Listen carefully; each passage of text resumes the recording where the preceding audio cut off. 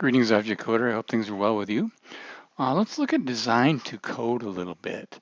In other words, taking our design to program code. We'll learn about the justification for design, if it helps with code, as we claim it does. And we'll also learn the practicality of how to make it into program code on design. Let's give it a shot here. So design to code. We're going to use example 2, so take a good hard look at that again.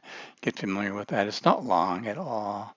And then turning design into code. Here is our design over here from example number 2. We have a little to-do list from that, right?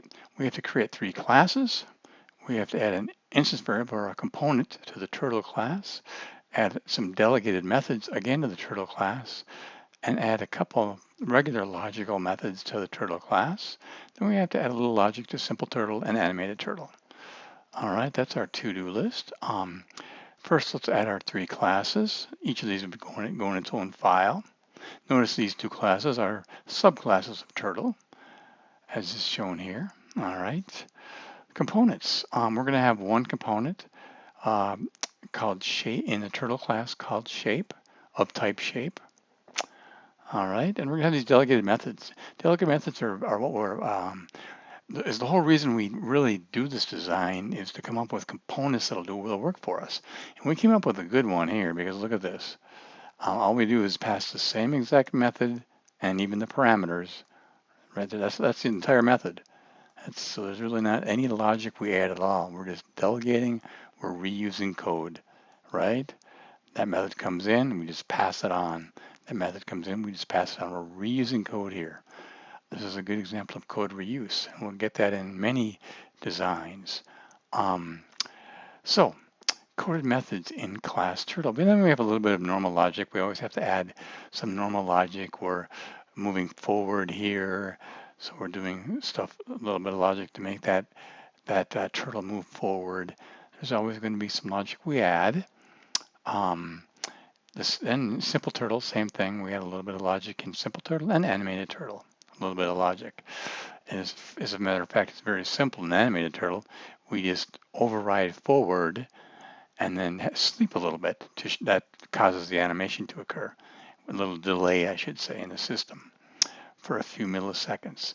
And then we just super upward to the turtle class to do the rest of the remaining regular logic.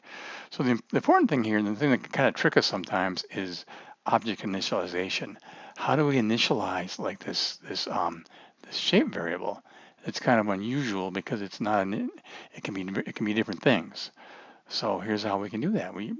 There's different ways to do it, and we use creativity here when we get stuck on this. And we could add methods called like set as circular. Very simple method. It's going to set as a circular shape. Same as set as rectangular. We're going to set it as a rectangular shape. Set as elliptical. We'll set ourself, this object, remember this, THIS, this object, will set it as the shape as an ellipse. All right, so how do we use it finally? We're done coding. Now we hand it off to test or to an object user after testing. How are they going to use it? We're going to allow them just to construct a turtle with a no args constructor there, and then they'll call the shape they want, the shape initializer. So set as circular, they can call set as rectangular or set as elliptical. And if we added another shape, we could add another method for that, right? So that's it. That's really all there is to it. So give that a few reads. It's very short, and your project will use the same kind of technique to go from design to code.